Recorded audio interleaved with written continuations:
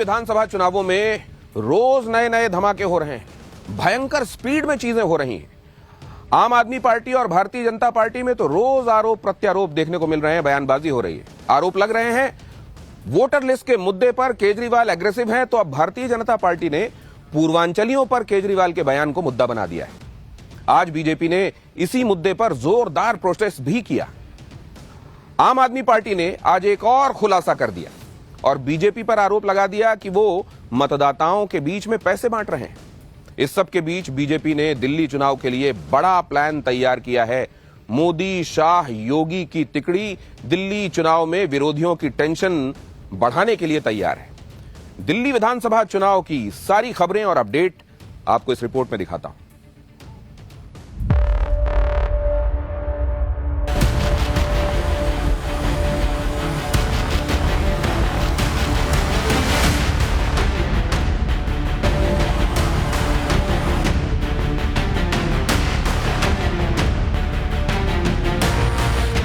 दिल्ली में कोहरा आने के साथ ही भले ही मौसम का पारा तेजी से नीचे आ रहा है, लेकिन दिल्ली में जो चुनावी माहौल शुरुआत में ठंडा दिख रहा था, उसका पारा अब तेजी से हाई होता दिख रहा है।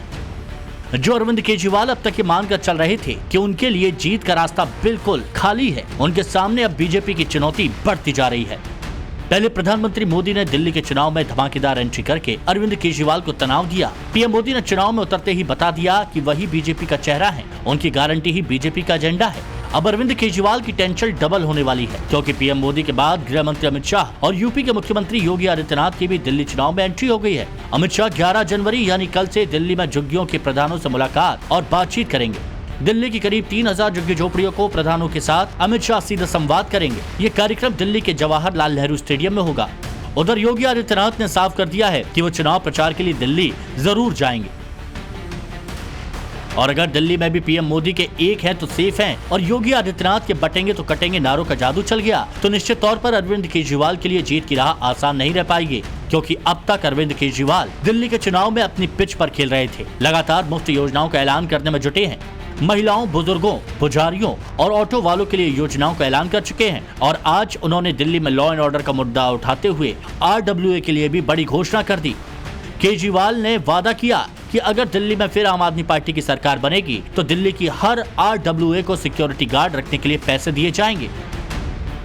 तो मैंने जगह जगह लोगों को यह भरोसा दिलाया है कि आम आदमी पार्टी की सरकार बनेगी तो जितनी RWAs हैं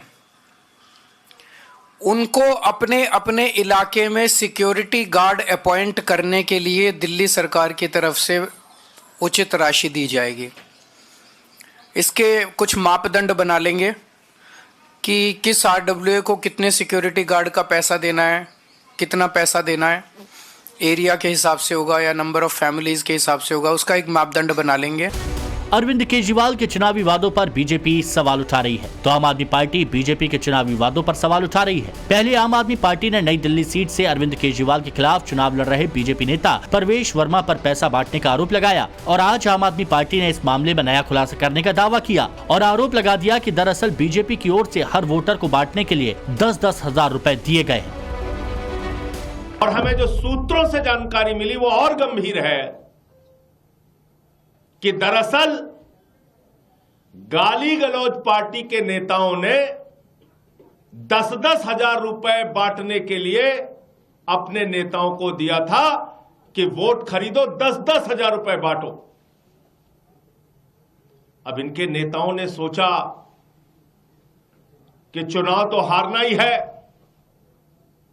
चुनाव में तो जीतने की कोई संभावना है नहीं अरविंद केजरीवाल से, तो बेहतर है चुनाव में पैसे ही कमा लो। तो उन्होंने एक नया तरीका अपनाया, बोले 9,000 जेब में रखो और 1100 रुपए बांट दो। चुनावी वादों पर ही बीजेपी और आम आदमी पार्टी के बीच घमासान नहीं छिड़ा, एक घमासान दिल्ली की वोटर लिस्ट को लेकर भी छिड़ा हुआ है। आम आदमी पार्टी चुनाव से ठीक पहले बीजेपी पर दिल्ली की वोटर लिस्ट में धांधली करने का आरोप लगा रही है, जिसके लिए अरविंद केजरीवाल ने चुनाव आयोग से मुलाकात कर शिकायत भी दर्ज कराई। लेकिन चुनाव आयोग के साथ बैठक के बाद अरविंद केजरीवाल ने वोटर लिस्ट में धांधली के आरोपों पर जो बयान दिया उसे बीजेपी ने लपकने में देर नहीं लगाई और अरविंद केजरीवाल पर पूर्वांचल के लोगों का अपमान करने का आरोप लगा दिया। बीजेपी ने अरविंद केजरीवाल के बयान का वीडियो भी सोशल मीडिया पर शेयर किया। के यूपी और बिहार से ला के यूपी आसपास के स्टेट से ला के फर्जी वोट बनवा रहे हैं। अरविंद केजरीवाल के इस बयान के बहाने आज बीजेपी ने दिल्ली में अरविंद केजरीवाल के खिलाफ मोर्चा खोल दिया। बीजेपी के कार्यकर्ताओं ने अरविंद केजरीवाल के खिलाफ विरोध मार्च निकाला। ये मार्च अशोक रोड से केजरीवाल के घर तक निकाला गया। बीजेपी ने इस मार्च को पूर्वांचल सम्मान का नाम दिया। प्रदर्शन के दौरान बीजेपी कार्यकर्ताओं के हाथों में बैनर और पोस्टर भी दिखे, जिसमें केजरीवाल को पूर्वांचल विरोधी बताया गया और बयान के लिए माफी की मांग भी की गई। तस्वीरें आपको दिखाते हुए चलेंगे कि भाजपा द्वारा किस तरीके से प्रदर्शन जो है वो जारी है। साफ तौर पर उत्तरांचल के जो लोग हैं, पूर्वांचल के जो लोग हैं, उनके खिलाफत में जो केजरीवाल द्वारा बयान दिए गए थे कोविड के समय में, ये वो सारे लोग हैं। आपको मैं तस्वीरों के जरिए दिखा दूं, इसमें बड़ी संख्या में जो है महिलाएं हैं और पोस्टर्स आप देख सकते हैं। यहाँ पर आपको दिलीप दिखाएंगे कि किस तरीके से पूर्वांचलियों को फर्जी वोटर बताया, माफी मांगो केजरीवाल, ऐसे पोस्टर लगाए गए हैं। बड़ी बड़ी तस्वीर आप देखेंगे यहाँ पर बड़े बड़े बैनर्स लगाए गए हैं और साफ तौर पर केजरीवाल को फर्जीवाल कहा जा रहा है। खास तौर पर यहाँ पर जो महिलाएं हैं वो बड़ी संख्या में जुड़ी हुई हैं, जहाँ पर भारत माता की जय के नारे के साथ में गूंज रही है। लगातार आप लोग यहाँ पर प्रदर्शन कर रहे हैं। केजरीवाल ने जो बयान दिया है उसको लेके कितनी नाराजगी? बहुत ही नाराजगी है। उन्होंने पूर्वांचलियों को फर्जी वोटर के लिए बोला कि फर्जी वोटर बना ईंट से ईंट बजा देंगे हम पूर्वांचली लोग।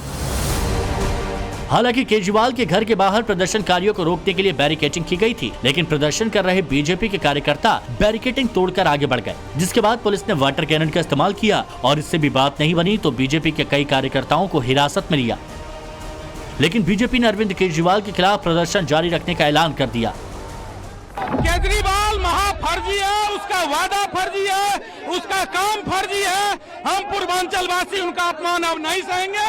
दिल्ली की सत्ता से 5 तारीख को उनको उखाड़ फेंकेंगे। हम पूर्वांचलियों का अधिकार है दिल्ली में रहना, अपना वोट बनाना, वोट करना, अपनी नीयत से सही काम करना, सही व्यक्ति को चुनना।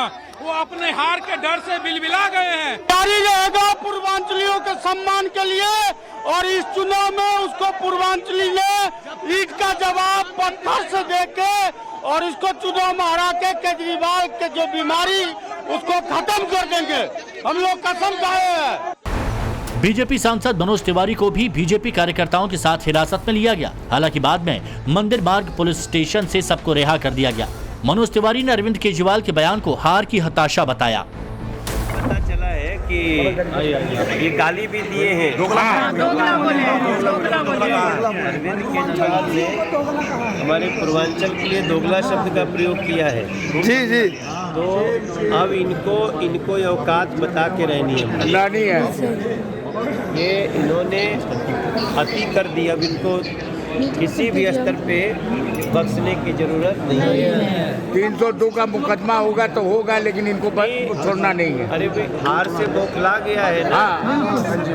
अपनी हार से बौखला करके ये फ्रस्ट्रेशन में कर रहे हैं, लेकिन इसका मतलब ये थोड़ी कि आप गाली दोगे। दिल्ली के चुनावी घमासान में एंट्री से पहले ही यूपी के सीएम योगी आदित्यनाथ ने पूर्वांचल पछड़े घमासान को लेकर अरविंद केजरीवाल को घेर लिया। एक इंटरव्यू में योगी आदित्यनाथ ने 2 टूक कह दिया। याद रखना, जितना अधिकार दिल्ली के अंदर अरविंद केजरीवाल का है, उतना ही अधिकार दिल्ली के अंदर रहने वाले यूपी और बिहार के नागरिकों का भी है, उत्तराखंड के नागरिकों का भी है। योगी ने आगे कहा कि वो भी उतना ही अधिकार रखते हैं। इधर बीजेपी के विरोध प्रदर्शन पर अरविंद केजरीवाल ने भी प्रेस कॉन्फ्रेंस की। उन्होंने आरोप लगाया कि पूर्वांचल के लोगों का सबसे ज्यादा अपमान बीजेपी करती है। बीजेपी धरना पार्टी बन गई है। रोज इनके लिए मैं सोच रहा हूँ एक टेंट लगवा देता हूँ बाहर, मेरे घर के बाहर, और परमानेंटली ये भी 100-200 आदमी वहां बिठा दें। रोज बस बैनर बदल लिया करें कि आज इसके लिए धरना कर रहे हैं, आज उसके लिए धरना कर रहे हैं। इनके जैसे झूठे और दोगले लोग नहीं है। कल मैं इलेक्शन कमीशन किस लिए गया था?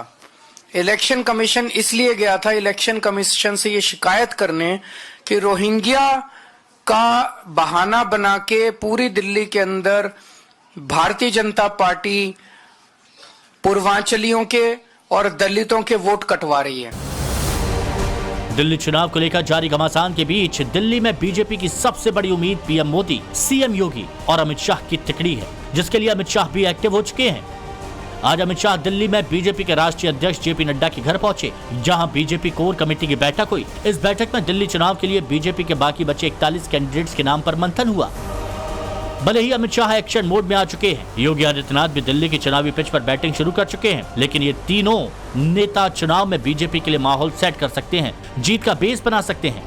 लेकिन चुनाव तो दिल्ली बीजेपी के नेताओं को ही लड़ना होगा, जनता के बीच तो उन्हें ही जाना होगा। और दिल्ली में बीजेपी के पास अभी कोई ऐसा चेहरा नजर नहीं आ रहा जो अरविंद केजरीवाल को टक्कर दे सके।